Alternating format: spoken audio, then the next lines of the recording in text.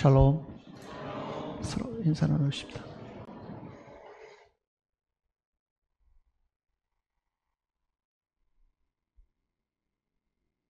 설교를 하려고 하면요, 어떨 때는 무엇을 전해야 될지 막막할 때가 있고, 어떨 때는 목에까지 꽉 이렇게 차서 이걸 어떻게 다 전하지 않을 그럴 때도 가끔은 있습니다. 전할 말씀이 옹달샘에 그 물이 솟아나듯이 이렇게 솟아날 때도 있는데요. 오늘 아침에는 그런 마음이 좀 듭니다. 이걸 어떻게 전해야 될 건가? 분명히 하나님께서 이 말씀을 주시긴 하셨는데 어떻게 전하면 이것이 하나님이 원하시는 대로 전하는 것이 될 것인가 하는 그 생각이 듭니다.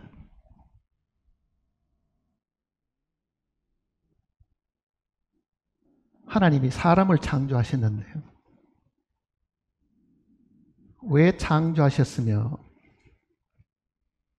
사람의 이 모습이 지금 모두가 다 비슷비슷하게 이렇게 형상이 있는데 이 모습을 만드셨을 때도요, 분명히 하나님의 어떤 거룩하신 어떤 뜻이 분명히 있었을 겁니다. 우리가 이 탁자를 만들려고 하면은 만드는 사람이 설계를 하겠죠. 얼마의 크기로, 어떤 모습으로, 색깔은 어떻게 하며 머릿속에 그걸 다 먼저 구상을 하고 난 다음에 만드는 것처럼 하나님께서도 사람을 처음 지으셨을 때는요, 하나님의 마음속에 구상하고 계획하는 이 모습이 있었다 하는 그 이야기입니다. 그래서 오늘 아침에는 하나님이 사람을 어떻게 만드셨고 또 설계를 하실 때에 그 모습을 하나님이 어떻게 처음 구상을 하셨는가 하는 그 내용입니다. 물건을 만들 때는요, 어떤 용도에 필요한 것이거든요. 하나님이 사람을 만드셨을 때는 만드는 그 자체가 목적이 아니고 이게 분명히 어디에 쓰려고 하는 하나님의 용도가 먼저 있었다는 겁니다. 아무 생각 없는데 의자도 있고 침대도 있고 이러지는 않잖아요. 사람들도 어떤 용도와 필요에 따라 가지고 물건을 만든다고 하면 하나님이 우주를 만드시고 땅을 조성하시고 거기에 많은 이 생명체들을 살게 하시고 마지막에 사람을 만들었을 때는요, 하나님의 특별한 목적이 분명히 있었을 것이다 하는 겁니다. 그 목적은 어디다가 이거를 사용할 것이냐, 이거를 이 용도가 대체 뭐냐 하는 그 목적을 먼저 가지고 계셨다는 이야기입니다. 그렇다고 하면은 사람으로 이 지원받은 우리는 하나님이 처음 만드신 그 목적과 그 용도에 맞게 살아가는 것이 하나님의 뜻에도 맞고 우리도 맞는 거죠. 가끔 사람들은 출세해야 되는데 성공해야 되겠다든지 하는 그런 뜻을 세우지만은요, 그게 창조주의 생각하고 전혀 맞지 않는 경우가 많은 거예요, 사실은요.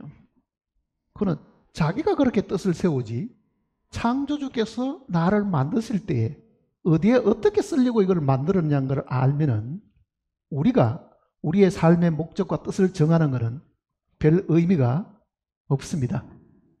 그러니 우리는 창조주께서 왜 나를 만드셨느냐, 어디에다 쓰려고 이걸 만드셨는가, 그 목적은 도대체 뭐냐, 그리고 나는 그 쓰임에 지금 그대로 쓰임을 받고 있느냐, 그게 지금 제일 중요하잖아요. 그러니 오늘은 범위가 조금 넓기는 해도 제일 중요한 내용을 한번 생각을 해 보려고 합니다. 창세기 1장을 보시면요,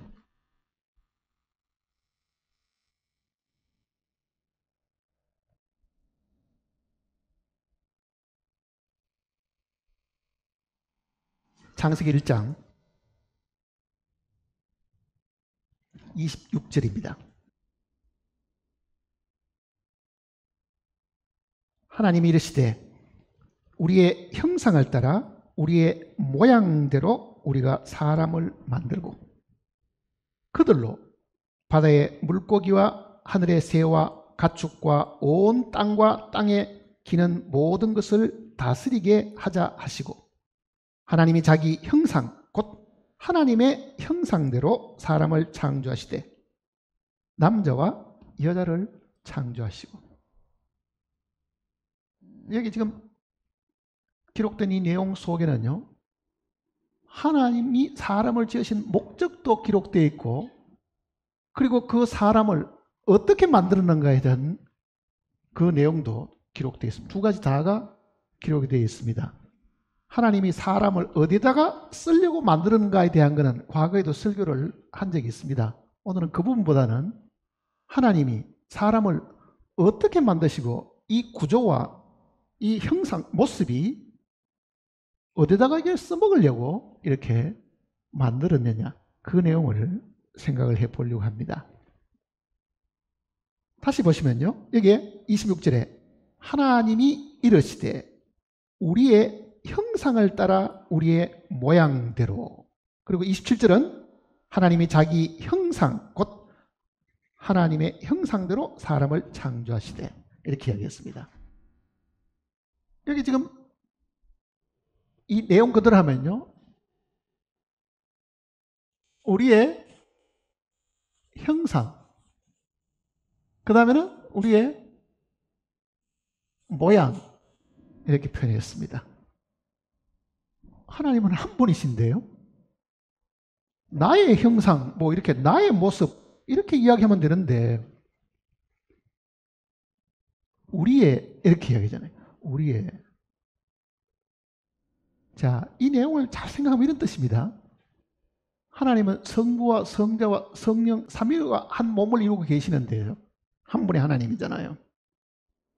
하나님이 우리의 형상과 우리의 모양 할 때는 지금 사람이 지음받은 이것이 모형이고 원형은 어디에 있다는 이야기입니다. 하나님 자신이다, 그 이야기입니다.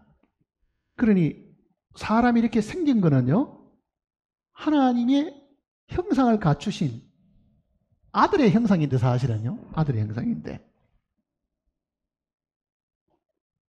하나님의 모습은 지금 우리가 못 보고 있잖아요. 사실은요 하나님이 어떻게 생겼는지를 알 수가 없는데 사람을 자세히 보면은 하나님의 모습을 알 수 있다는 말과도 같은 이야기입니다. 자, 사람은 하나님이 만드실 때에 먼저 있었던 하나님의 모양과 형상을 따라서 만들었으니까 사람은 모형이고 원형은 누구란 이야기입니까? 하나님 자신이라는 이야기잖아요. 이 내용들은 하나님이 모세를 시켜가지고 성막을 만들 때도 그렇게 만들었습니다. 모세는 하나님이 가르쳐준 내용대로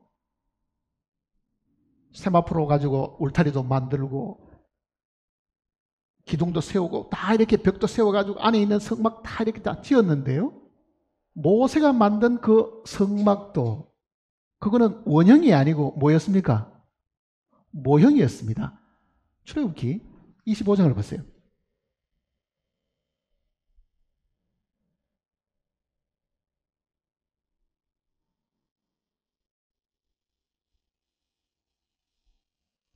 출애굽기 25장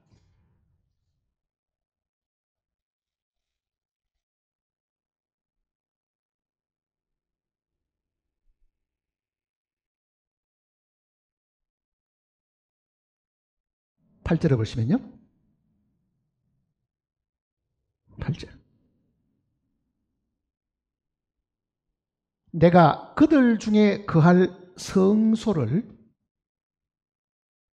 그들이 나를 위하여 짓되 무릇 내가 내게 보이는 모양대로 장막을 짓고 기구들도 그 모양을 따라 지을지니라. 그러니 하나님께서 하늘에 성막을 보여주시고 그 성막의 모습을 자세히 자세히 보고 모세가 만들었다 그 얘기잖아요. 그러니까 모세가 만드는 그 성막은 모형이고 원형은 하늘에 있었습니다. 솔로몬이 지은 성전은 어땠을까요? 솔로몬이 지었던 성전도요, 하늘의 모형을 보여주시고 지은 겁니다. 역대상을 보시면 역대상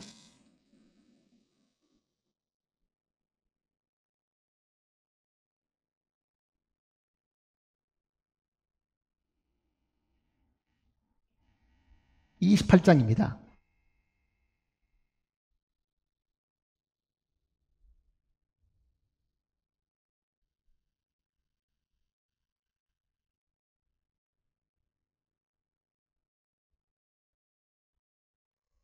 (11절입니다) 역대상 28장 11절.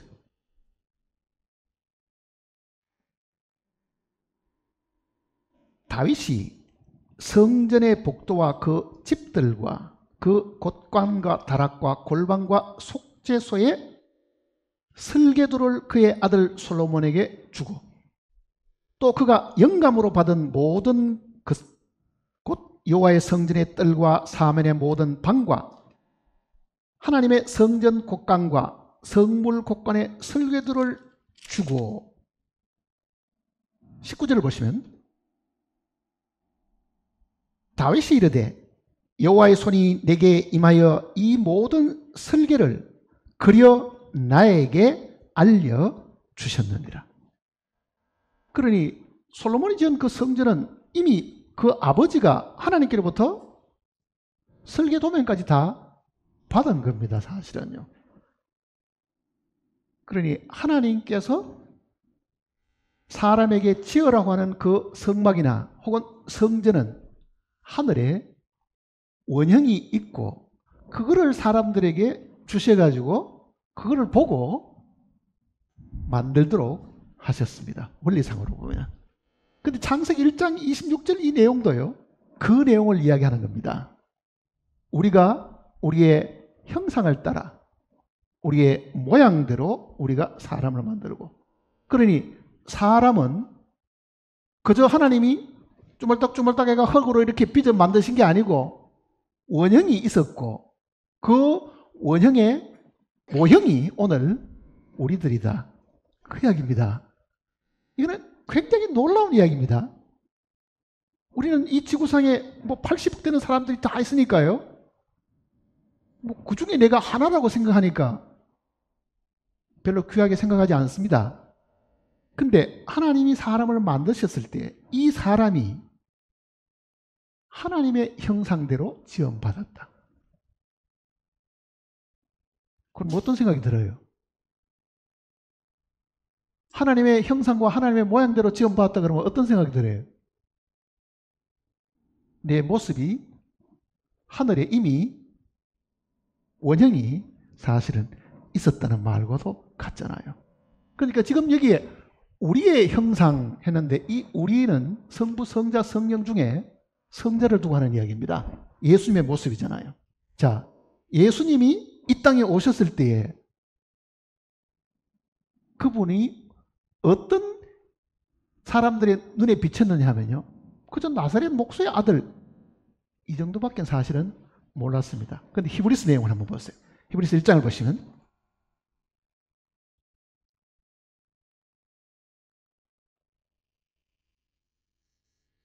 히브리서 1장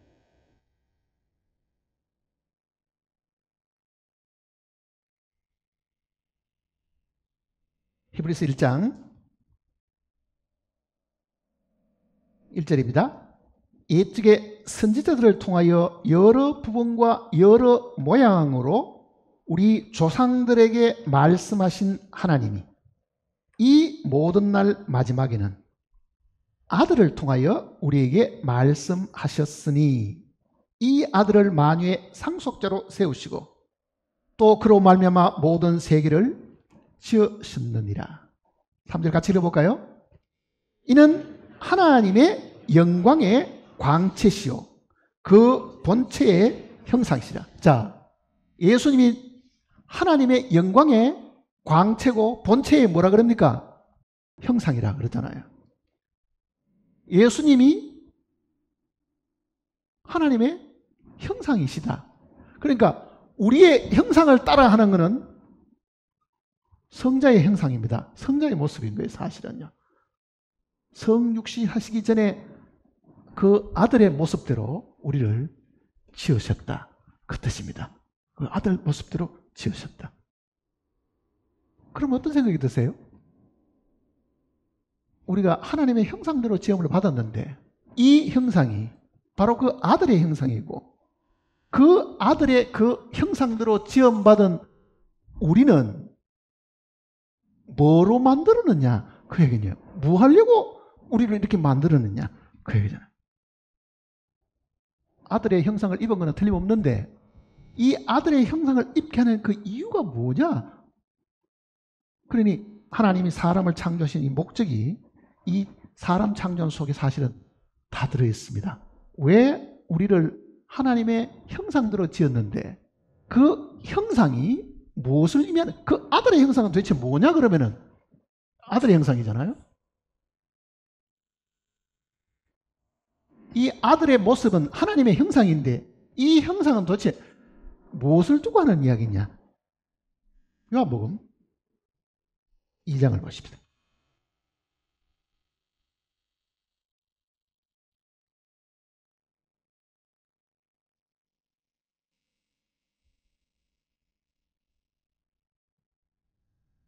요한복음 2장 13절입니다. 2장 13절. 유대인의 유월절이 가까운지라 예수께서 예루살렘으로 올라가셨더니 성전 안에서 소와 양과 비둘기 파는 사람들과 돈 바꾸는 사람들이 앉아있는 것을 보시고 노끈으로 채찍을 만드사 양이나 소를 다 성전에서 내쫓으시고 돈 바꾸는 사람들의 돈을 쏟으시며 상을 엎으시고 비둘기 파는 사람들에게 이르시되 이것을 여기서 가져가라. 내 아버지의 집으로 장사하는 집을 만들지 말라 하시니 제자들이 성경 말씀에 주의 전을 사모하는 열심히 나를 삼키리라 한 것을 기억하더라. 이에 유대인들이 대답하여 예수께 말하기를 내가 이런 일을 행하니 무슨 표적을 우리에게 보이겠느냐. 19절 잘 보세요. 예수께서 대답하여 이르시되 너희가 이 성전을 헐라 내가 사흘 동안에 일으키리라. 유대인들이 이르되 이 성전은 46년 동안 지었거늘 내가 3일 동안에 일으키겠느냐 하더라. 그러나 예수는 성전된 자기 육체를 가리켜 말씀하신 것이다. 자, 이 내용을 잘 보세요. 예수님은 자기 몸을 뭐라고 말합니까? 성전이다 그러잖아요. 그러니까 아들의 형상을 입고 있는 이 모습은요 성전이다 그 얘기입니다. 하나님이 사람을 지으신 것은요 성전으로 지은 겁니다. 흙으로 사람을 지으시고 생기를 그 코에 불어넣으셨는데 그렇게 만드는 그 과정도 설명이 되어 있지만은 하나님이 처음 사람을 만드실 때에 아들의 형상대로 만들었는데 그 아들의 몸은 예수님 자신이 말한 대로 이 성전을 헐으라. 그러니까 예수님 몸이 성전이고 그 성전이신 예수님의 모습대로 우리를 만들었으니까 우리도 뭐라는 이야기입니까? 성전이다. 하나님이 우리를 성전으로 만드신 것이다. 그 뜻입니다. 하나님 우리를 성전으로 만드시면 뭘 하라는 이야기예요? 지금 방금 읽은 이 지금 2장 13절부터 요 22절 이 내용까지 보면요. 14절에는 성전 안에서 소와 양과 비둘기를 파는 사람들과, 그러니까 예루살렘 성전이 있었죠. 예수님 당시에 제2성전이 그 당시에 그대로 있었습니다. 솔로몬이 세운 성전은 바벨론 포로로 잡혀갈 때 다 불타버리고, 그 이후에 포로에서 귀환되어 가지고 그 성전을 다시 복원을 합니다. 그게 스룹바벨 성전이고요. 헤롯 대왕이 이돔의 사람이잖아요. 에돔 족속이니까. 유대인들에게 신임을 얻으려고요, 왕실에서 재산을 내어가지고 유대인들이 가장 귀하게 생각하는 그 성전을 개축을 합니다. 확장을 하는 거예요. 46년 동안 이 시간이 걸려가지고 많은 경비를 지어가지고 그 성전을 보수했습니다. 그게 지금 여기서 말하는 성전입니다. 근데 예수님께서 이 단어를 쓰실 때에 지금 우리말 성경에는 이 구분이 안 돼 있는데요. 제가 어제도 이제 이 내용을 읽어보려고 이게 헬라어 원어 성경을 이렇게 잠깐 한번 봤습니다. 이게 지금 14절에 성전 하는 말하고 예수님이 자기 몸을 성전이라고 하는 이 단어가 다른 단어로 사실 기록이 되어 있어요. 다른 단어. 자, 그 말이 무슨 뜻이냐면은 이런 이야기입니다. 솔로몬이 만들었던 그 외형적인 그 성경 전체, 그러니까 성전의 뜰부터 성전의 벽부터 시작해서 있는 이 모든 것을 다 합쳐서 부르는 그 단어는 이 성전을 헐어라. 눈에 보이는 그 성전은요, 예수님께서 이런 단어를 사실 사용했습니다. 그런데 이 성전을 헐어라 할 때는 이 단어를 쓰지 않고,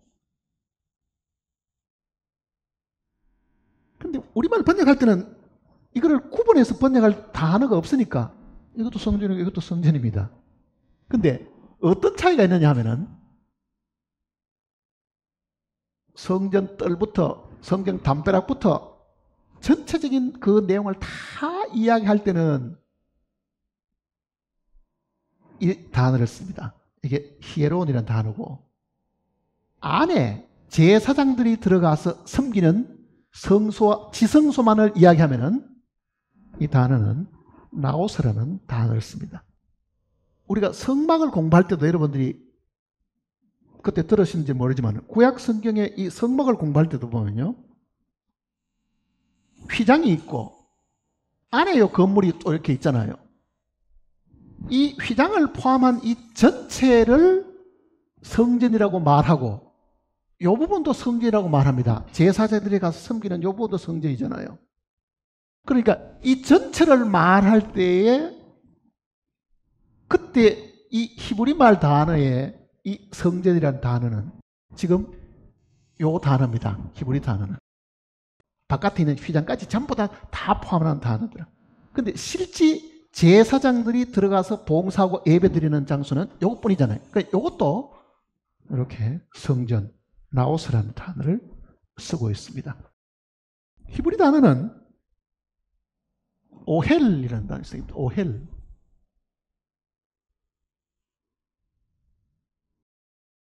히브리 단어의 이 부분은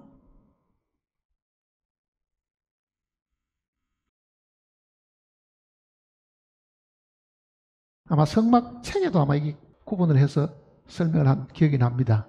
그러니까 구약 성경도 휘장을 포함한 전체 성전을 이야기할 때에 오헬이라고 쓰는 단어가 있고, 안에 제사장들이 들어가서 섬기는 이 단어는 미시칸이라는 단어가 있는데, 그러니까 이 단어는 요거와 뜻이 같고 이 단어는 요거와 뜻이 같은 겁니다. 이거는 헬라어고 이거는 히브리어입니다. 헬라어고 히브리어 단어 그 차이입니다.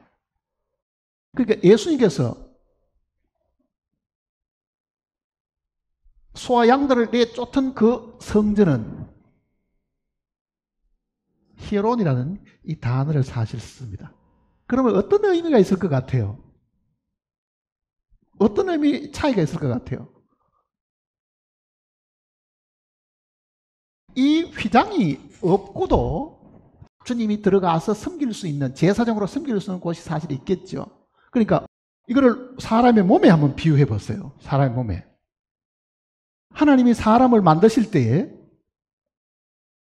아들의 형상대로 만들었는데 그 아들의 이 몸이 예수님께서 자신을 두고도 내가 성전이다 그러잖아요. 성전이다.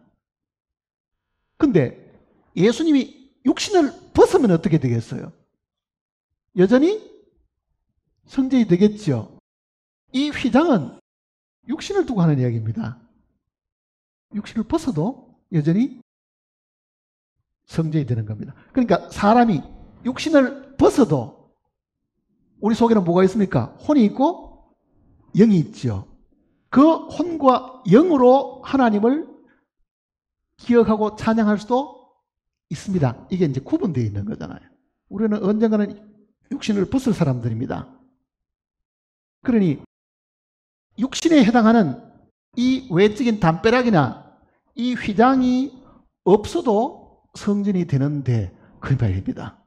성전이 되는데. 그러니까 하나님이 사람을 만드셨을 때예요. 그렇게 만드신 거예요. 육신을 포함한 성전, 육신을 빼고 난 성전입니다. 그러니까 그 이름이 우리말에는 그거를 구분을 해놓지 않았는데 성경은 그 단어를 구분해서 사용을 했습니다. 구분해서. 그러니까 예수님께서 내가 성전이다. 너희가 이 성전을 한번 헐어봐라. 이렇게 이야기를 하고 계시는 겁니다. 자, 그러면 창세기를 읽을 때예요. 하나님이 우리의 형상과 우리의 모양대로 우리가 사람을 만들자 그러잖아요. 우리의 형상과 우리의 모양대로. 그러니까 성부, 성자, 성령 가운데 형상을 가지신 분은 아들이시니까 그 아들의 형상대로 우리가 지음 받은 겁니다. 그러니 우리는 사람이 먼저 있고 그리고 예수님이 사람의 형상을 입고 이 땅에 오셨다고 생각하는 것이 통상적인 생각이잖아요. 그런데 성경을 자세히 읽어보면 우리가 존재하기 전에 하나님의 아들의 형상이 먼저 하늘에 있었고 그 형상을 따라서 하나님이 사람을 지으신 거죠. 그러면은 우리 몸이 성전이면은 예수님의 몸이 성전인 것처럼 우리 몸이 성전이면은 성전이 뭐 하는 곳이에요? 뭐 하는 곳이냐고요, 성전이. 하나님을 모시는 거잖아요, 사실은요. 성막도 하나님을 그 안에 모시기 위해서 성막을 만든 겁니다. 하나님을 모시는 것. 솔로몬 성전도 하나님을 거기에 모셔드리기 위해 가지고 지어놓은 거예요. 그러니 다른 짐승들이나 새들하고 다르게 하나님이 자기의 형상과 모양대로 사람을 지으셨을 때는요, 하나님을 닮는 처소로 사람을 만드신 겁니다. 하나님을 닮으라는 얘기잖아요. 하나님을 닮는 그릇으로 우리를 만드신 겁니다. 그러니 하나님의 목적은 뭐냐? 성전을 만들었으니 그 안에다가 뭐 하라는 이야기예요? 하나님을 모셔드려서 그 성전이 하나님을 경배하고 예배드리고 기도하는 장소가 되게 하라고 말씀한 겁니다. 구약의 성전의 목적은 어디에 있습니까? 기도하는 곳입니다. 이사야서 56장을 보세요.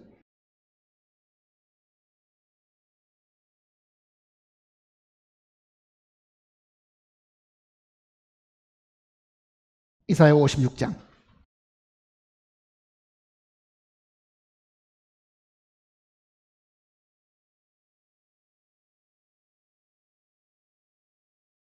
7절입니다. 56장 7절. 내가 곧 그들을 나의 성산으로 인도하여 기도하는 내 집에서 그들을 기쁘게 할 것이며 그들의 번제와 희생을 나의 제단에서 기꺼이 받게 되리니 이는 내 집은 만민이 기도하는 집이라 일컬음이 될 것이라. 자, 하나님이 성전을 만드신 것은 하나님의 거처로 만든 것인데 하나님이 그 안에 계시게 되면 거기에서 여기 기록대로 번제와 희생을 드리고 기도하는 곳으로 이거를 만들어 둔 것이다. 그러잖아요. 기도하는 곳으로 만들어 둔.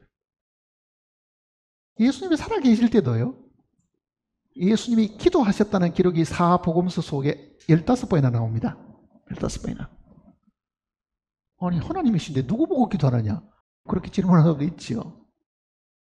예수님 안에 누가 계셨습니까? 하나님 아버지가 계셨습니다. 성전이시잖아요. 예수님 안에 하나님 아버지가 계신 거잖아요, 사실은요. 아버지가 내 안에 계셔. 그러잖아요. 예수님 자신도 아버지가 내 안에 계셔. 그러니 그 아버지와 더불어 늘 한적한 곳에 가서서 기도하는 일들이 주님도 꾸준하게 사실은 있었습니다. 그러니 성전은 하나님께 예배드리는 곳이고 그 예배의 중심이 기도라고 하면 이 이사야서 그 말씀대로 신약 성경도 이 구절을 서너 번 인용을 했잖아요. 내 집은 만민이 기도하는 집이다. 근데 너희는 강도의 소굴로 삼았다. 장사하는 집으로 만들었다. 이렇게 책망받는 일들이 사실 있었잖아요. 자, 우리를 성전으로 만들었고, 그리고 이 성전은 우리가 하나님께 예배와 기도를 드리는 곳이다. 그 내용을 성경이 이야기를 하는 겁니다. 그러면은 사람이 이 땅에 있는 동안에 마땅히 해야 될 게 뭐겠어요? 하나님께 찬송과 기도와 존귀와 영광을 돌리는 것이 사람의 목적이잖아요, 사실은요. 하나님이 사람을 지으신 것은 성전으로 만들었고 그 성전 안에서 우리가 늘 하나님께 감사와 찬송과 존귀를 드리는 처소로 만들었으니 우리의 일상생활이 항상 기뻐하고 쉬지 말고 기도하는 삶이 되도록 이야기를 하셨습니다. 기도합니까? 정말 골방에 들어가서 이 마음의 이 골방의 속에 들어가서 지성소 안에 계시는 그 하나님을 향해 가지고 내가 늘 기도하는 사람이냐고요. 문제는 아직도 그 지성소 안에 하나님을 모셔드리지 않는 사람들이 이 지구상에 너무너무 많습니다. 사실은 비어있는 거죠. 성전이 비어있는 거죠. 마치 모세가 성막을 다 만들 때까지 하나님은 그 안에 계시지 않고 밖에 계신 것처럼요. 그 성막이 완성되니까 하나님이 그 속에 들어가시잖아요. 구름이 있고 하나님의 영광이 거기에 사실있습니다. 그러니 이 지구상에 태어난 사람은 성전으로 하나님이 만든 그 몸을 가지고 태어났는데도 믿지 않는 사람 속에는 아직도 하나님이 그 속에 계시지 않습니다. 그래서 성경은 주 예수를 믿으라 하는 그 말은 주 예수를 어떻게 하라고요? 받아들이라. 영접해서 네 안에 하나님으로 모셔드리라. 그 얘기잖아요. 그러면 모셔드린 우리는 뭘 해야 돼요? 유대인들은 하루에 2번은요 그 성전에 가서 양을 잡아가지고 하나님께 뭘 해야 됩니까? 제사를 드려야 됩니다. 상번제라는 것이 있잖아요. 매일같이. 그런데 과연 우리는 이 구약 성경 속에 예표로 만들어진 그 성전 말고 지금 이제는 이게 우리가 실제 우리 모습인데 그 성막이나 성전은 예수님에 대한 모형이고 오늘 성전인 우리의 모형이니까요. 이게 지금 실체입니다. 이 실체 속에 하나님께 늘 번제를 드리듯이 아침에도 점심때도 저녁에도 늘 기도하고 그러니 우리는 사도행전 내용을 읽으면요 베드로가 기도할 시간에 그런 표현이 있죠. 기도할 시간에 유대인들은 하루에 3번씩을 의무적으로 기도했습니다. 아침과 정오와 저녁 때. 우리는 기도 몇 번 합니까? 내 집은 만민이 기도하는 집이라고 말을 했는데도요. 우리는 이 집이 이 용도를 잘 모르는 거예요. 왜? 매일 늙어가고 병들고 지치고 이것만 생각하고 있지. 이 병들고 지치고 힘든 늙어가는 이거는요. 벗어버립니다. 어느 날. 이거는 껍데기잖아요. 사실은요. 여기 휘장이 똑같은 거거든요. 근데 실제 제사장들이 가서 예배 드리는 곳은 어디입니까? 이 아니잖아요, 지금. 그러니까 육신은 늙고 병들어도 하나님께 예배드릴 수 있는 것은 우리 안에 뭐가 있습니까? 혼이 있고 영이 있다는 이야기입니다. 혼이 있고 영이 있다는 이야기잖아요. 그러니 우리는 그 혼과 영을 통해 가지고 하나님께 나아가서 정말 우리 속에 계시는 그 하나님 앞에 찬송하고 기도하는 그 일들이 꾸준하게 있어야 됩니다. 무엇 때문에 쉬지 말고 기도하라고 말하셨을까요? 우리 안에 예배 받으시는 하나님이 들어와 계시기 때문입니다. 고린도 후서를 보시면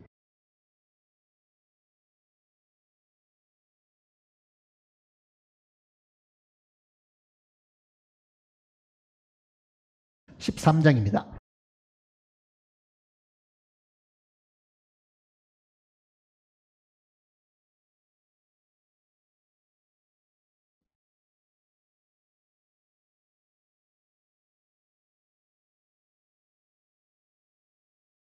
오절입니다 13장 5절.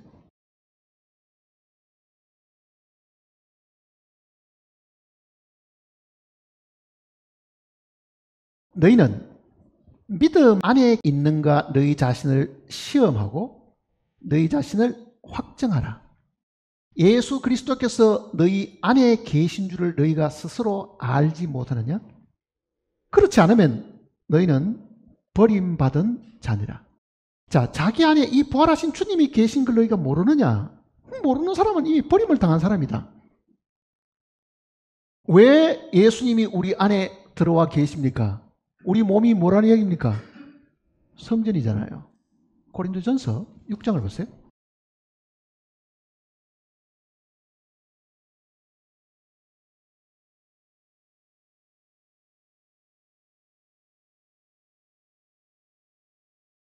고린도전서 6장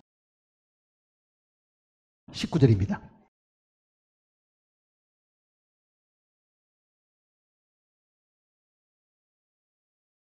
19절. 너희 몸은 너희가 하나님께로부터 받은 바 너희 가운데 계신 성령의 전인 줄, 즉 성령의 성전인 줄 그 뜻입니다. 여기 지금 성령의 전하는 이 단어도 나오스라는 단어로 기록되어 있습니다. 나오스라는 단어로. 그러니까 성령의 성전인 줄을, 그 말이죠. 성령의 성전인 줄을 너희가 알지 못하느냐. 자, 성경은 우리 몸이 하나님을 모셔드리는 성전이라는 것을 곳곳에 이야기하고 있습니다. 성전으로 지었기 때문에. 그러니 믿지 않는 사람은 아직도 예수 그리스도를 믿지 않음으로 인해 가지고 성령이 그 가운데 계시지 않겠지만은요, 믿은 우리는 예수 그리스도를 받아들였습니다. 영접했습니다. 성령이 우리 속에 와 계십니다. 그러니 성령의 전이 되었다고 하면 하나님이 계시는 성전이니까 그 하나님의 성전 안에 우리도 따라 들어가서 우리 내면에 들어가서 그 우리 안에 계시는 하나님께 뭘 해야 되겠어요? 기도하고 예배를 드려야 된다. 구약에는 번제를 드리고 희생을 드리지만은 우리는 그 번제와 희생이 되신 그 예수 그리스도로 말미암아 그분이 우리의 희생의 제물이시니까 그 예수 그리스도를 우리의 마음에 담고 들어가서 하나님께 존귀와 영광을 돌려야 된다. 그 얘기잖아요. 돌려야 된다.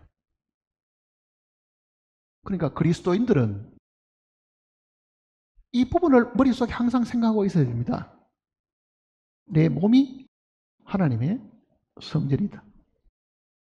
그러니 지금 우리가 이 땅에 있는 동안에도요, 이 육신의 이 몸도 굉장히 거룩하고 깨끗하게 다뤄야 됩니다. 성경에서 엄하게 다루는 죄 중에 하나는 십계명 중에서도요, 사람이 이 음란한 행실을 굉장히 엄하게 다루잖아요. 음란한. 왜? 다른 죄들은 남에게 피해를 끼치고 남에게 손해를 끼치는 그런 일이 있지만은요, 간음을 행하고 음행을 행하게 되면은 자기 몸에 죄를 짓게 되는 겁니다. 자기 몸에 죄를 짓게 된다는 것은 성전을 더럽힌다는 말이잖아요. 성전을 더럽히면은 하나님이 그 사람에게 벌을 내리는 거죠. 사실은요. 하나님이 벌을. 몸을 성전으로 지어놨는데 그 몸을 우상 숭배하거나 음란한 행실로 인해 가지고 그 몸을 더럽히면은 하나님의 성전을 더럽히는 것이기 때문에 그 죄를 하나님이 다른 죄보다 더 엄격하게 다루시게 되는 거예요. 자기 몸에 죄를 짓는 것이다. 자기 몸에 죄를 짓는 것이다. 그러니까 그리스도인들이 자기의 이 육신의 몸을 돌아볼 때도요, 굉장히 귀하게 생각해야 됩니다. 아, 이거는 내 몸이 아니고 하나님이 자기를 담으실 그릇으로 이걸 만드셨으니 나는 내 안에 들어와 계시는 내주하시는 이 주님을 항상 찬송하고 기도하고 영광을 돌리도록 나를 만들어 주셨구나. 그거를 기억하게 하신 겁니다. 그러면 사람의 본분이 뭔지 아시겠죠? 전도서 12장을 보세요.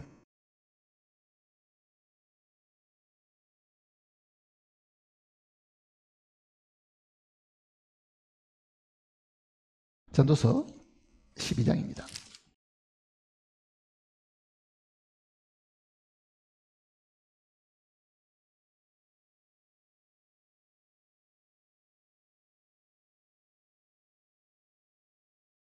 (13절입니다) 12장 13절. 이 일의 결국을 다 들었으니 하나님을 경외하고 그의 명령들을 지킬지어다. 이것이 모든 사람의 본분이니라. 자, 인간의 본분이 뭐냐? 그 이야기입니다. 인간의 본분이 뭐냐? 인간의 본분.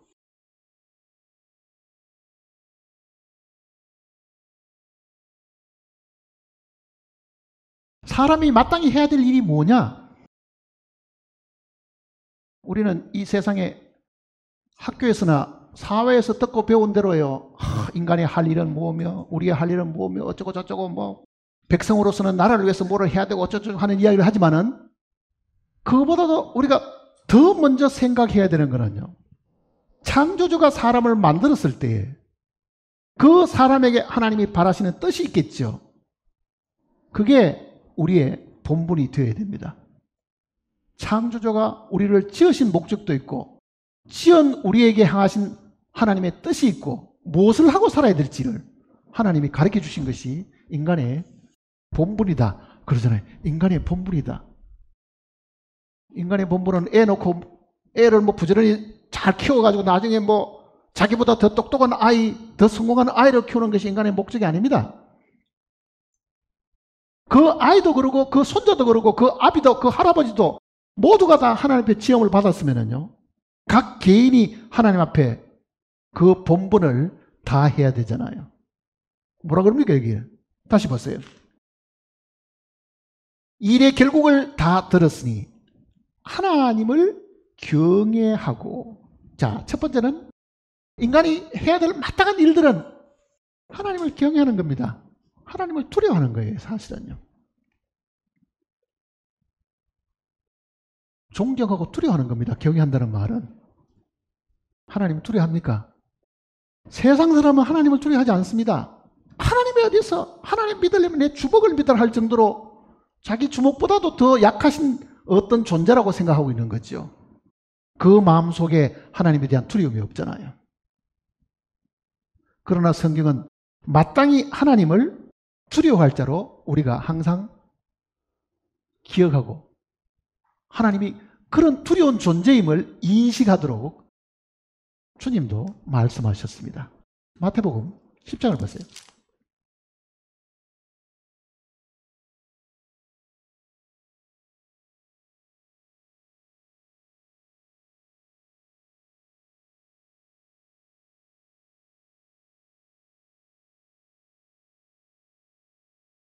마태복음 10장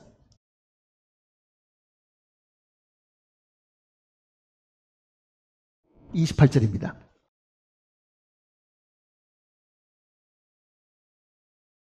10장 28절. 몸은 죽여도 영혼을 능히 죽이지 못하는 자를 두려워하지 말고 오직 몸과 영혼을 능히 지옥에 멸하실 수 있는 이를 두려워하라. 두려워하라. 자, 하나님은 정말 우리가 두려워할 대상입니다. 구약 성경 내용 속에도 여호와를 두려워하라는 말씀들이 여러 번 기록되어 있고, 신약도 예수님께서 친히 내가 마땅히 두려워할 자를 너에게 보이겠다. 그 두려워할 분은 바로 하나님 자신이다. 그러니 우리의 마음 속에는요, 정말 이 창조주 하나님에 대한 두려움이 사실 있어야 됩니다. 경외하는 마음이 있어야 됩니다. 우리 입에 마음대로 올려가지고 요구하는데도 사용하고, 뭐 예수 그리스도 뭐 들어있는 말들은 미국 말도 웬만한 게 다 욕들이 그렇게 돼 있잖아요. 하나님 뭐 다 들어있고 저주하고 욕하는데 그 하나님 이름이 그렇게 쓰이고 있는 거예요. 사실은요. 그건 하나님에 대한 두려움이 없기 때문에 사실 그렇습니다. 그러니까 모든 피조물들은, 인간을 포함해서 모든 피조물들은 하나님을 경외해야 됩니다. 두려움이 있어야 됩니다. 그게 두려움으로 끝이 안 나고, 그 두려운 하나님이 우리를 구원하셨고 자기의 자녀로 삼으셨다. 그러면은 구원받은 우리가 해야 될 일이 뭐겠어요? 본문이 뭐라 그럽니까? 그의 계명을 어떻게 하는 거라고요? 자, 첫째는 하나님에 대한 두려움이 있고 경외심이 있고, 둘째는 그의 계명들을 지키는 것이다.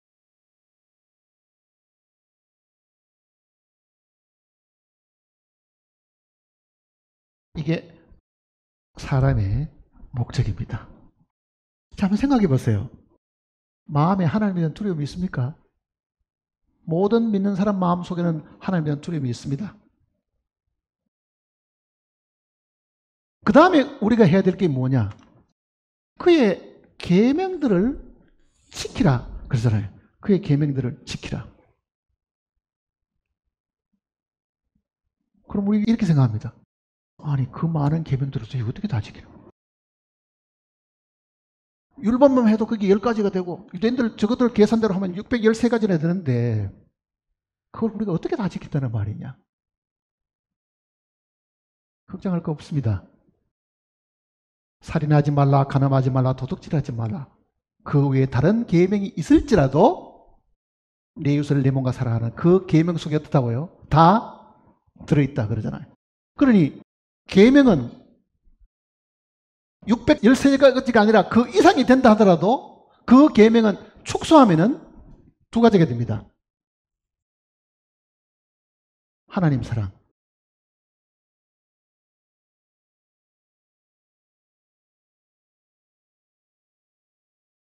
마음과 뜻과 정성을 다하여 주 너희 하나님을 사랑하라. 이것이 첫째 되는 계명이요. 둘째는 뭡니까? 내 이웃을 내 몸과 같이 이웃 사랑. 자, 하나님의 계명은 개수가 아무리 많아도요, 둘로 지배하게 됩니다. 10계명도 1계명부터 4계명까지는 하나님에 대한 거잖아요. 5계명부터 10계명은 사람과 관계되는 겁니다. 그러니 10계명은 하나님을 사랑하는 부분이 4계명까지, 5계명부터 10계명까지는 사람을 사랑하는 겁니다. 그게 정말 내가 사람을 사랑하게 되면 죽일 수 없고, 그 사람을 사랑하면 간음할 수 없고, 정말 그 사람을 사랑하면 그 사람 물건을 훔칠 수가 없고, 거짓말할 수도 없습니다. 말을 바꾸면은 사랑하지 않기 때문에 죽이고 훔치고 간음을 행하고 그런다는 뜻이잖아요, 사실은요. 그러니 계명이 10가지가 있어도 그 계명은 2가지로 축소가 되는 겁니다. 축소가. 자, 하나님께서 우리를 향해 가지고 너 하나님을 두려워해야 된다. 왜? 세상에는 이 육신을 죽이는 인간들은 들어있지만은 그 영혼까지 지옥에 멸하는 존재는 없다. 그러니 나는 너희가 죽고 난 다음에도 이거를 다시 살려가지고 그 영혼과 몸을 지옥에다가 집어넣는 두려운 존재이니까 너희가 이 땅에 사는 동안에 대충 살아서 될 일이 아니다. 그 내용을 먼저 이야기하시지요. 그리고 그런 심판을 받지 않으려면은 뭘 하라고요? 내 계명을 지키라. 그 계명은 하나님 사랑하는 것이고 이웃을 사랑하는 겁니다. 하나님 사랑하는 거, 이웃 사랑하라고요, 사실은. 그럼 한번 생각해 보세요. 자, 내가 하나님을 사랑하는 것 같은데 말씀도 지키고 이웃을 사랑하는가를 따지보면요, 마음속에는 아직도 멀었다고 생각하는 부분들이 많이 있잖아요. 왜? 밉기도 하고 마음에 안 드는 사람도 있고 그 사람에게서는 마음도 열지도 않고 마음 닫아놓고 눈인사마도 그렇게 지나는 경우도 있습니다. 한번 생각해 보세요. 내가 사람과 사람 사이 거리가 있다는 거는요, 다 즉시 느낄 수 있습니다. 물에 얼굴이 비치면은 얼굴이 같은 것 같이 사람의 마음은 마음에 비친다 그러잖아요. 그러니 저 사람이 마음을 닫고 있는지 열고 있는지는 즉시 알 수 있는 거잖아요. 그게 감격이 생겼죠. 감격이 생겼다는 이야기잖아요. 감격이 생겼다는 말이 뭡니까? 사랑하지 않는다는 말과도 같은 이야기입니다. 난 사랑 안 해. 저 사람을 별로 상종하고 싶지 않아. 이야기도 듣기 싫고 들은 소문대로 하면은 그 사람이 너무너무 나쁜 사람이야. 돈도 떼먹고 뭐도 어떻게 하고 그 부정적인 이야기를 많이 들어놓으면은 그게 사실인지는 확인도 안 해보고도요, 마음에서부터 미움의 생각이 들고 거리감을 두고 안 만나려고 하고 안 들으려고 하고 전화도 안 받고 그러잖아요. 그게 이미 미워하는 위치까지 간 거지. 사실은 거리를 두고 있다는 거예요. 사람과 사람 사이에도. 마귀가 하는 일이 뭐 하는 겁니까? 이간시키는 겁니다. 마귀가 이간시키는데 제일 많이 쓰는 방법이 뭐냐? 거짓이 압이기 때문에 거짓말하는 거거든요. 아무개가 어떻더라다. 요즘도 가짜뉴스가 온 세상을 판을 치고 있잖아요. 그 가짜뉴스에 휘둘려가지고 그거를 퍼나르는 사람들도 다 마귀의 하수인들입니다. 절대로 그렇게 해서 안 됩니다, 여러분들은요.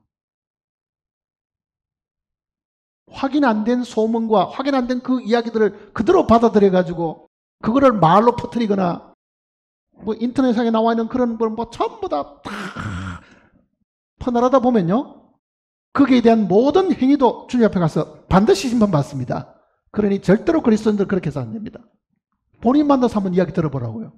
하늘과 땅과 같은 이야기 하잖아요. 전혀 엉뚱한 이야기잖아요, 그게.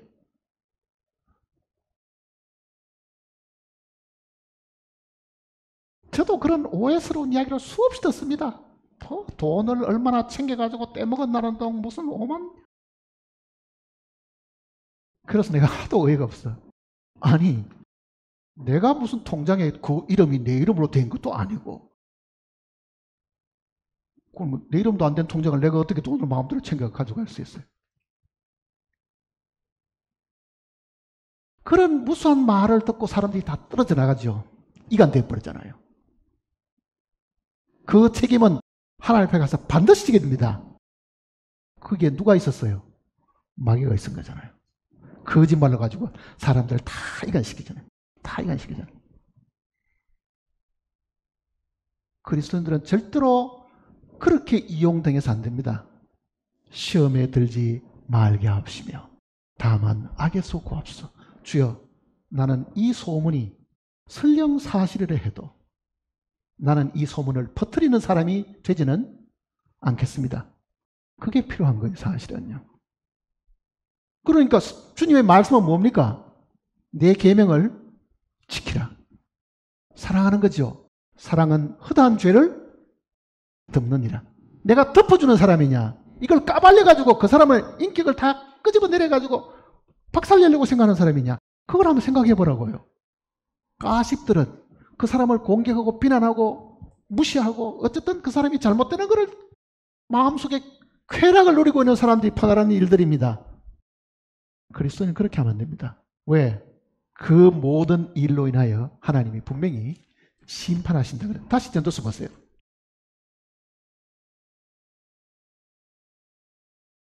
12장.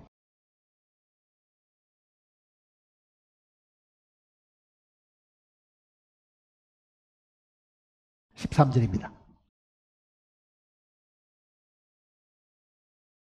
일의 결국을 다 들었으니 하나님을 경외하고 그의 명령들을 지킬지어다.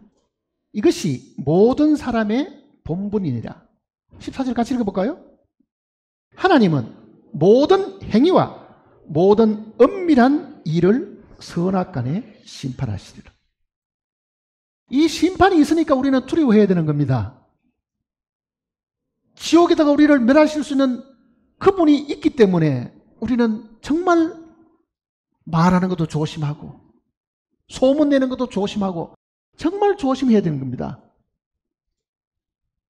미워 안 하려고 하기보다는 뭘 하라는 이야기입니까? 그의 계명을 지켜야 되는데 사랑하라는 이야기잖아요. 다른 많은 계명들이 있을지라도 내 이웃을 내 몸과 사랑하는 그 계명 속에 다 들어있다 그러잖아요. 다 들어있다.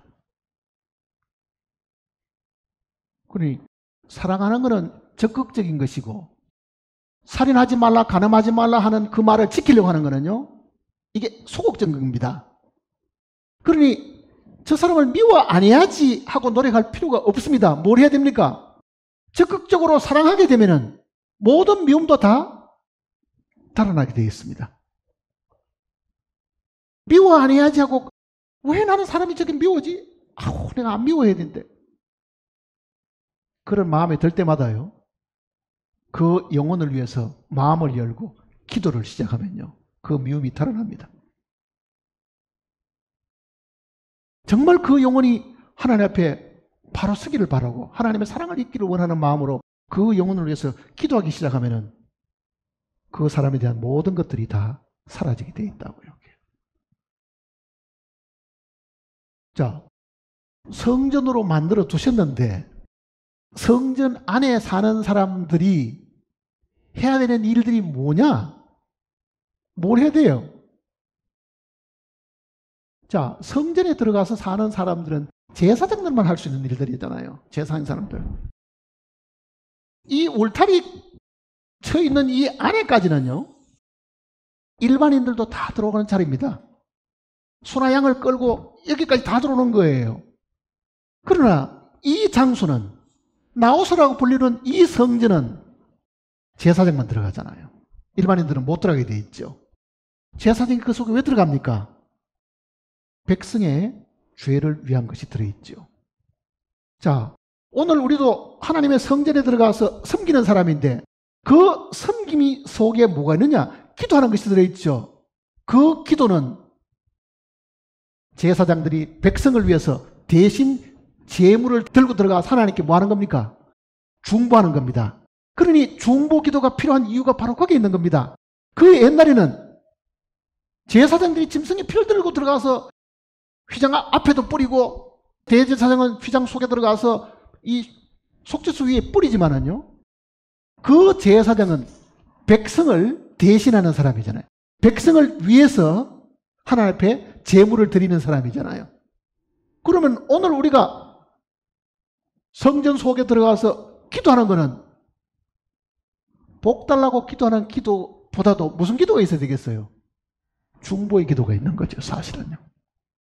하나님, 저 영혼의 어려움과 아픔과 고통을 아시오니 위로하시고 도와주시고 복을 주시옵소서. 그게 제사장들이 제물 들고 가서 백성을 위해서 제사 드려주는 겁니다. 그러면 나도 마땅히 구원받은 제사장이라고 하면, 주여, 아모의 영혼을 주님께서 아시오니, 그 형편과 처지를 아시니 주님께서 그를 위로하시고 병석에서 이렇게 세우시고 그가 의심하는 바를 주님께서 지워주셔가지고 안개처럼 다 지우셔가지고 밝은 빛 가운데 서도록 해 주십시오라고 만일 내가 기도하는 사람이라고 하면, 그 사람은 이스라엘 백성의 제사장이 백성을 위해서 제물을 드리는 것처럼 하나님 앞에서 뭐 하는 겁니까? 제사장 역할을, 복음의 제사장 역할을 다 하고 있는 사람입니다. 그래서 기도하라고 이야기하시는 거예요. 그래서 기도하라고 이야기하는 거잖아요. 우리는 너무 이기적인 사람이니까요. 기도하라 그러면은 제일 먼저 뭘 생각합니까? 자기 자신 생각하고 자기 자식 생각하고. 자기와 자기 자식 위에 기도하는 게 뭐 있어요? 건강 달라는 이야기 외에 자식 잘되게 하라는 이 외에 하나님께 구하는 게 뭐 있느냐고요, 우리가. 기도가 그렇게 이기적이면 제사장의 역할을 어떻게 하겠어요? 제사장은 백성을 위해서 있는 사람들입니다. 제가 자주 이야기하잖아요. 백성을 위해서 하나님 앞에 서는 사람이 제사장들입니다.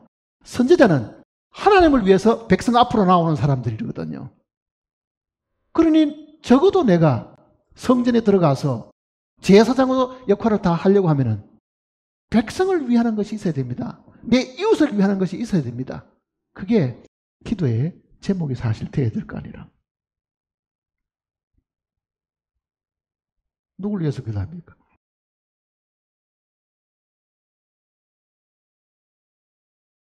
우리는 위정자를 위해서도 기도를 해야 되고 불평하고 원망하기 전에 해요. 안 믿는 사람들을 위해서도 기도해야 될 부분도 분명히 있고요. 정말 구원받은 식구들을 위해서 하나님의 교회를 위해서 기도해야 될 부분도 있고 기도해야 될 수많은 내용들이 있지만은 내 입으로 한 번도 하나님 앞에 그 영혼을 위해서 그 집을 위해서 나라를 위해 가지고 한 번도 기도해 본 적이 없다? 그럼 왜 제사장이 왜 됐어요? 너희는 왕같은 제사장들이요. 왜 하나님이 우리를 제사장으로 세워놨겠어요? 제사장은 백성을 위해서 봉사하는 사람들이잖아요. 그러니 저 예루살렘 성전까지 갈 필요 없습니다. 어디서 기도하면 됩니까? 내 안에서 기도하는 거잖아요. 골방에 들어가는 거죠, 사실은. 깊은 속에. 하나님이 나를 성전으로 만들어 주셨으니 나는 기도하는 사람입니다. 하나님 앞에 칭찬받을 수 있는 사람은요, 손으로 뭐를 열심히 봉사하고 수고하는 것보다도 하나님 앞에 정말 필요한 사람은 기도하는 사람입니다. 하나님이 그런 사람을 찾으시는 거예요. 기도하는 사람. 위대한 사람이 따로 있지 않습니다. 위대하다는 것은요, 자기를 위해 살지 않고 남을 위해서 사는 사람이잖아요. 제사장의 신분이 바로 그렇습니다. 자기보다는 백성을 위해서 하나님 앞에 구하는 사람들이잖아요, 그게.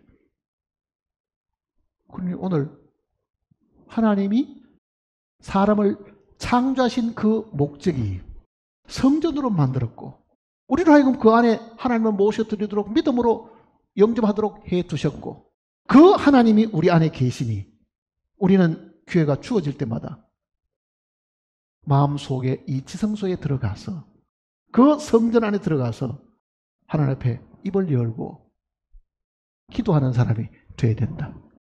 많은 기도하는 사람이 있으면 있을수록요, 하나님이 더 많은 영광을 받습니다. 드리는 것 이전에, 수고하고 봉사하는 그 이전에 먼저 해야 될 것은 기도하는 겁니다. 왜? 우리 몸이 성전이니까 그렇잖아요. 우리 성전이니까. 복음지 교회에서 이 기도하는 부분을 제대로 안 가르쳤기 때문에요. 불행히도 우리 중에도 기도할 줄 모르는 사람이 너무너무 많습니다. 기도할 줄 모르는 사람이 너무 많은 거예요, 사실은.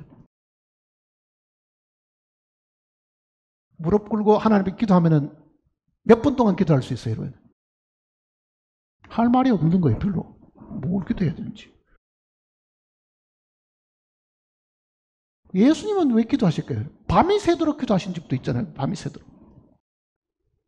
능력의 아들이신데 뭐 때문에 예수님도 기도하셨을까요? 첫째는 우리로 하여금 기도하라고 모범을 보여주신 겁니다. 모범을 보여주신 거라고. 그러니 성경 읽는 것, 찬송하는 것, 그거보다도 어쩌면 더 중요한 것이 기도하는 것입니다. 기도하는 것. 하나님 앞에 자기 마음을 열고 정말 백성들을 위해서 믿지 않는 사람들이 하나님 앞에 돌아올 수 있도록 기도하는 일들도 그러고 성전 안에서의 내가 할 일은 바로 제사장으로 이 울타리 말고 이 울타리 안에 들어가서 지금 여기서 말하는 이 나오스라고 불리는 그 안에 들어가서 제사장이 들어갈 수 있는 그 장소에 들어가서 그 말은 무슨 말이겠어요? 예수님께서 기도하는 사람이 골방에 들어가라 그러잖아요. 그 골방에 들어간다는 의미는 시끄러운 환경에서부터 조용한 곳을 찾아가라는 것도 있습니다. 또 하나의 뜻은요. 어디로 가야 되겠어요? 짐승들이 울고 사람들이 버글버글대는 여기보다는 어디로 들어가야 된다는 얘기입니까? 이 안으로 사실은 들어가야 됩니다. 이 육신 안에 있는 우리의 영과 혼을 주님이 성전으로 삼으셨으니까 그 영 속에 계시는 하나님을 만나기 위해 가지고 나는 이 안에 들어가서 기도하는 사람이 사실은 돼야 됩니다. 기도하는 데 시간을 투자하십시오. 기도하는 데 시간을 정해놓고 일정한 시간 동안에 꾸준하게 기도하지 않으면요. 기도하는 것도 아닙니다. 즉흥적으로 생각날 때마다 어려움이 닥칠 때마다 위험이 닥칠 때마다 하나님 앞에 도와달라고 하는 그 기도는 세상 사람들도 다 그렇게 합니다. 안 믿는 사람들도요. 어디 위험에 처하면은 아이고 하나님 하듯이 뭐 깜짝 놀래가지고 뭐 자기가 믿지도 않는 하나님을 부르는 사람들도 있긴 하지만은 적어도 하나님을 우리 가운데 모셔드린 사람은 이 성전 안에 모셔드린 사람은 절대로 그렇게 해서는 안 된다는 걸 성경이 이야기하잖아요.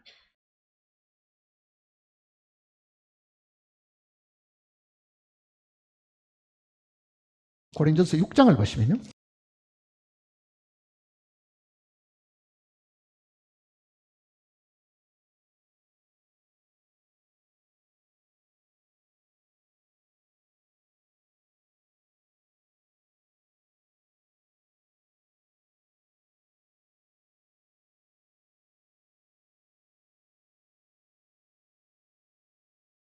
(12절입니다) 6장 12절. 모든 것이 내게 가하나 다 유익한 것이 아니요 모든 것이 내게 가하나 내가 무엇이든지 얽매이지 아니하리라. 음식은 배를 위하여 있고 배는 음식을 위하여 있으나 하나님은 이것저것을 다 폐하시리라. 몸은 음란을 위하여 있지 않고 오직 주를 위하여 있으며 주는 몸을 위하여 계시느니라. 이 몸은 음란의 도구로 주신 것이 아니다. 그 이야기입니다. 그런데 이 몸을 가지고 얼마나 사람들이 음란하게 살고 있습니까? 이 몸은 여기 있는 말씀대로 몸은 음란을 위하지 않고 오직 주를 위하여 있으며 이 말이 뭐겠습니까? 이 몸이 성전이기 때문에 성전을 모시는 처소로 몸이 주어진 것이지 그 뜻입니다. 그리고 주는 몸을 위하여 계시느니라. 굉장히 놀라운 이야기죠. 몸은 주님을 담는 그릇인데 주님도 몸이 있어야 된다. 자, 하나님이 사람을 창조하신 목적은요. 성전으로 만드셨는데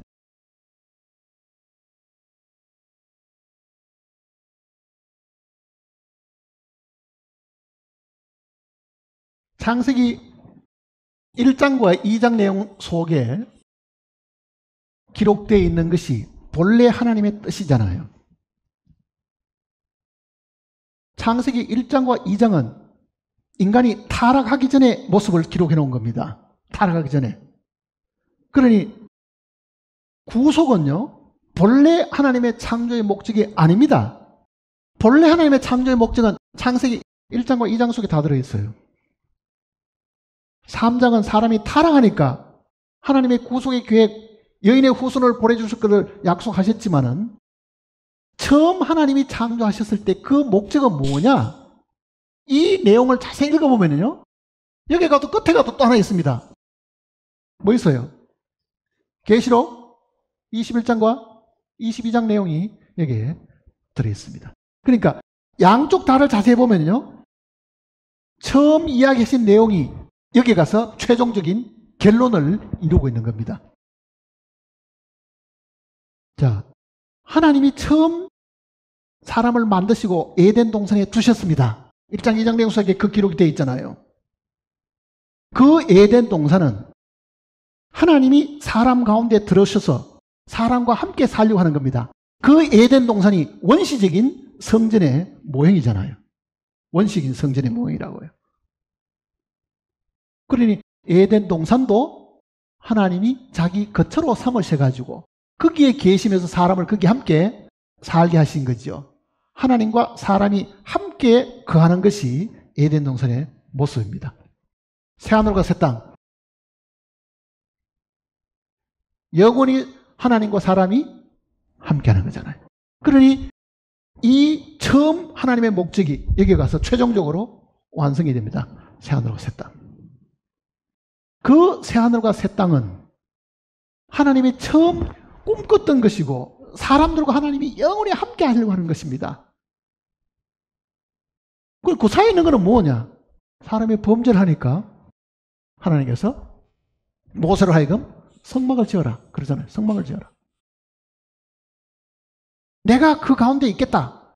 내가 너희 가운데 있으려고 하면은 너희는 다 부패하고 타락했는데 에덴 동산은 깨끗하지만은 이미 사람이 타락해서 마귀에게 넘어갔으니 나는 거룩한 자이기 때문에 죄와 더불어 함께 있을 수 없으니까 깨끗한 장소, 세마포로가 둘러싸여 있는 깨끗한 장소를 만들어라.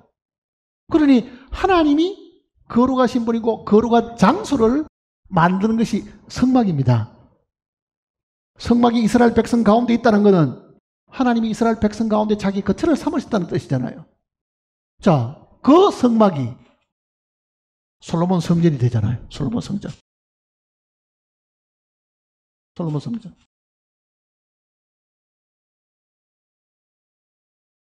이거는 이동하는 성전이고 이거는 고정된 성전입니다. 이거는 장차 예수 그리스도가 이 땅에 오셔서 더 이상 이동하지 않는 영원한 그 성전에 대한 예표입니다. 사실은. 그런데 이 솔로몬 성전도 파괴되고 그 다음에는 이스라엘 백성들이 바벨론 포로에서 돌아와서 지은 스룹바벨 성전이라는 것이 있습니다. 스룹바벨 성전.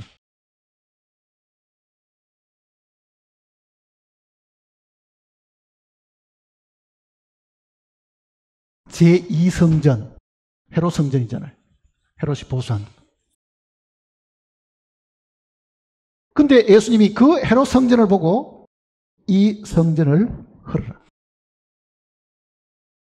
이거는 뭐라는 이야기입니까? 이거는 예표고 그림자고 진짜 성전은 뭐라는 이야기입니까? 내가 성전이다. 그러니까 예수 그리스도의 몸된 성전입니다. 예수의 몸이신 성전. 예수 그리스도의 이 몸된 성전이 예수님 당시는 한 분이었지만은요, 구원받은 모든 사람들이 그 예수님 몸에 들어가는 것 때문에 그 몸을 이루고 있는 교회가 하나님의 성전이잖아요. 그런데 이것도 완성된 성전은 아직은 아닙니다. 완성된 성전은. 교회 안에 예수님이 들어와 계십니다. 우리 개인도 이 몸 안에 주님이 와 들어 계십니다. 그래도 우리가 이 육신이 있으니까 그 주님을 인식을 제대로 못하고 있는 거지요. 주님이 내 안에 계시고 우리 안에 계신다 해도 보이거나 목소리가 직접 안 들리니까 그거는 주님의 말씀을 통해서 우리가 아는 것 뿐이지 실제 우리가 느끼거나 만질 수 있는 주님은 아니시죠.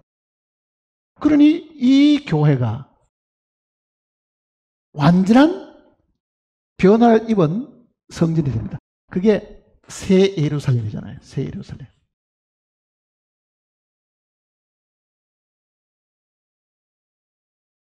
하늘에서 내려오는 새 예루살렘. 이 하늘에서 내려오는 이 새 예루살렘 성이 신부가 신랑을 위해서 단장한 것 같더라. 그러니 교회 속에 눈에 보이는 그 교회 속에 이제는 주님이 친히 들어오셔서 함께 사시게 되는 겁니다.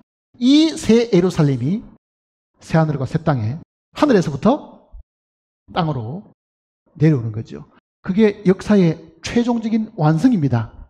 그러니 하나님이 사람을 처음 만드셨을 때는 하나님이 사람 가운데 들어오시려 하신 것입니다.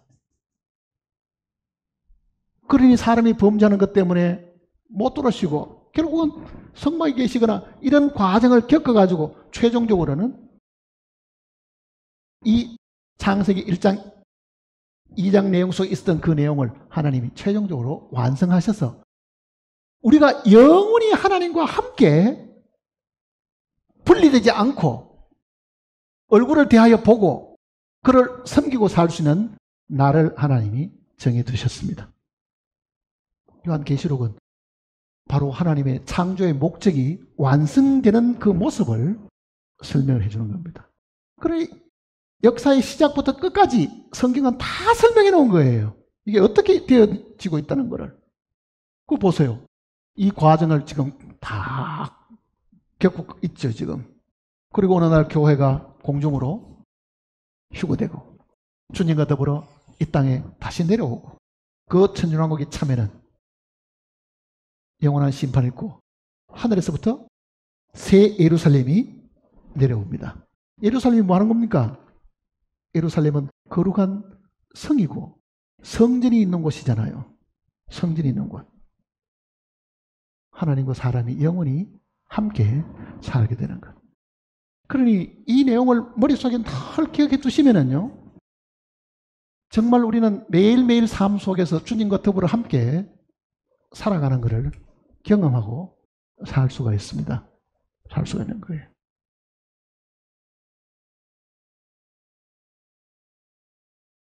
한 가지만 더 이야기 드리면,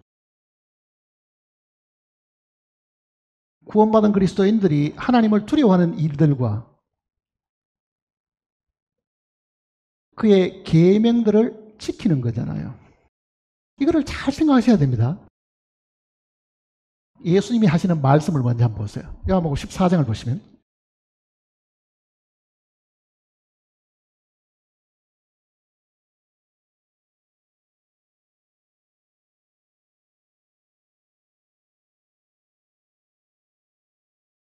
요한복음 14장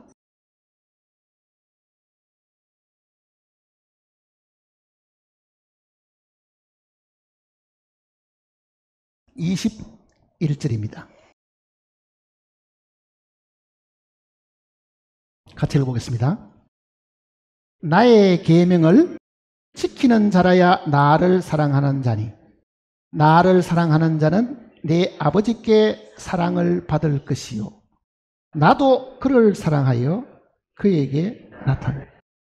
자, 사람의 본분은 하나님을 경외하고 그의 계명을 지키는 것이다. 그랬죠?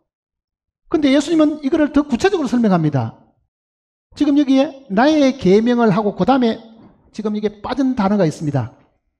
가지고 그게 빠져 있습니다. 가지고. 원어도 그게 들어있고 다른 역본들은 다 들어있는데 먼저 성경, 개역 성경 속에는 그 단어가 들어있습니다. 그러니까 이거를 바꾸면서 빠뜨린 것 같아요. 가지고라는 단어를 빠뜨린 거예요, 지금. 그러니까 나의 계명을 가지고 혹은 받아서 그 뜻입니다. 가지고 혹은 받아서 지키는 자라야 나를 사랑하는 자니. 이 계명들은 한번 생각해 보세요.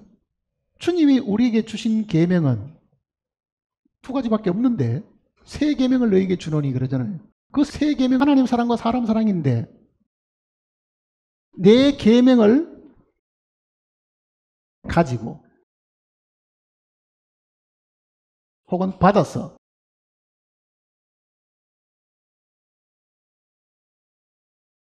구약도 이 내용을 자세하게 설명합니다. 신명기를 보세요. 신명기 5장을 보시면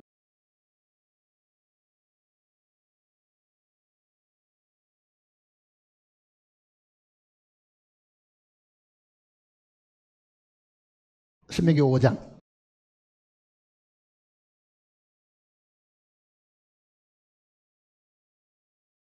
1절입니다.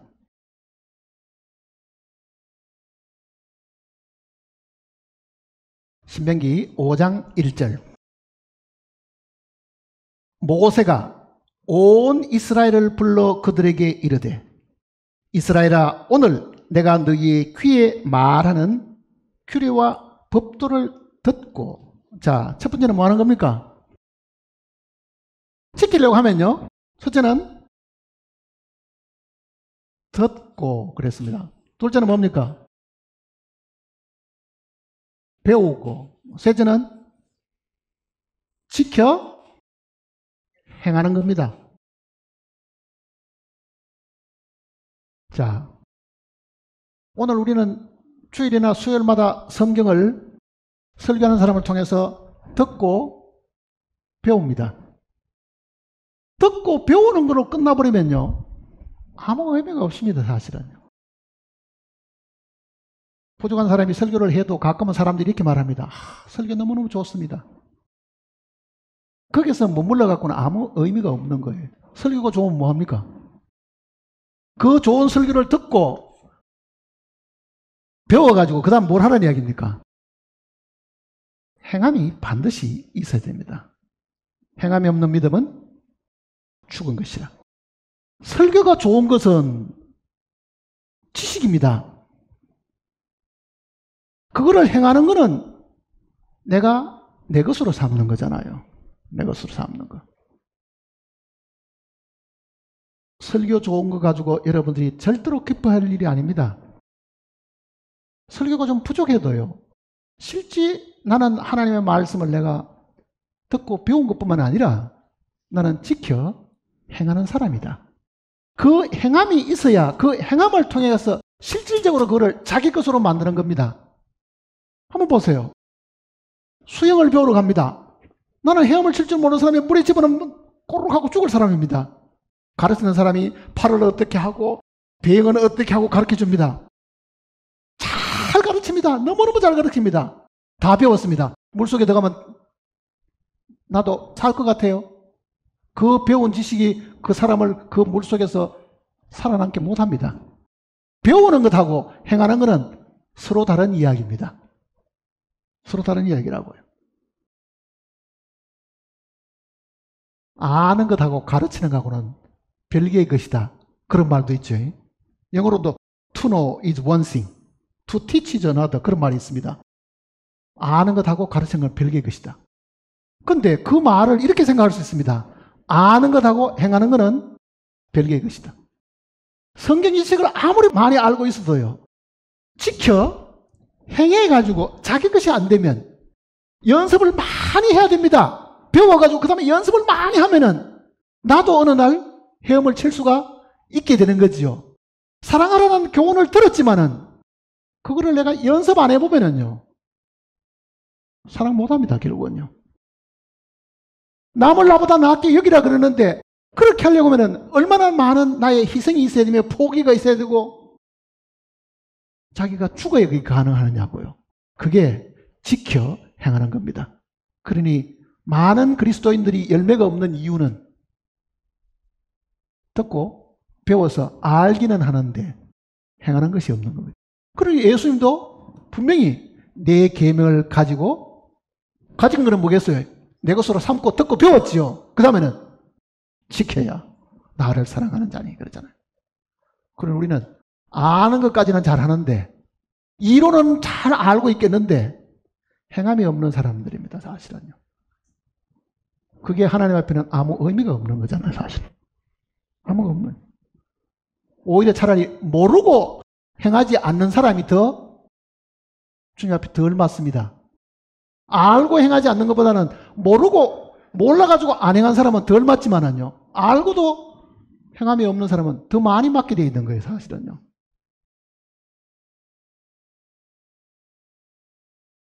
우리는 하나님 앞에 정직하게 살아야 됩니다. 정말 정직하게 살아야 되잖아요.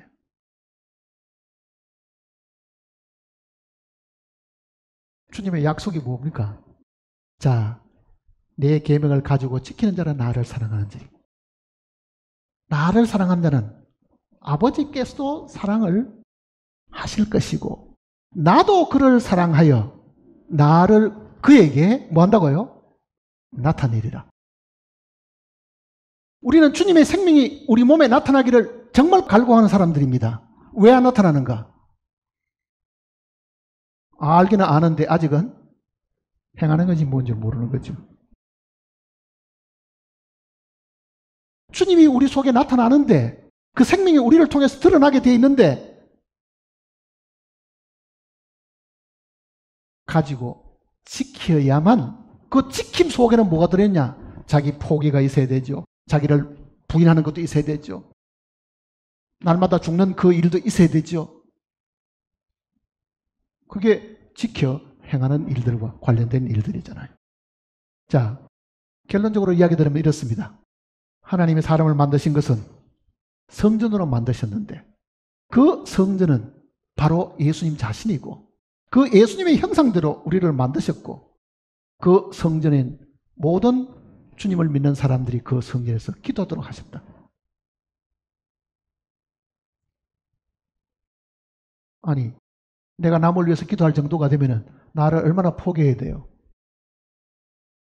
내 일도 많은데 남을 위해서 해야 된다고 하면 얼마나 그게 할 일이 많겠어요. 자기 유익을 구하지 말고 남의 유익을 구하라 그런 그 말씀대로. 자, 그런 존재들이 우리가 되었다고 하면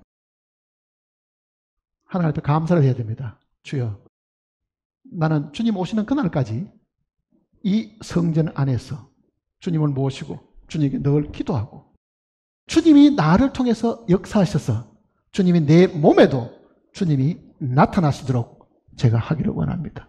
그러면 사람들이 나를 보고 저 사람 속에는 하나님이 계신다. 저 무리들 속에는 하나님이 계신다. 그거를 그 사람들도 보게 하시옵소서. 그게 하나님께 영광을 돌리는 일들입니다. 지식 배워야 되죠. 거기서 머물면 안 됩니다. 그걸 어떻게 내 것으로 삼아서 나도 그렇게 행할 수 있는가까지 이르러야 된다는 것을 기억하시기를 바랍니다. 기도하십시다.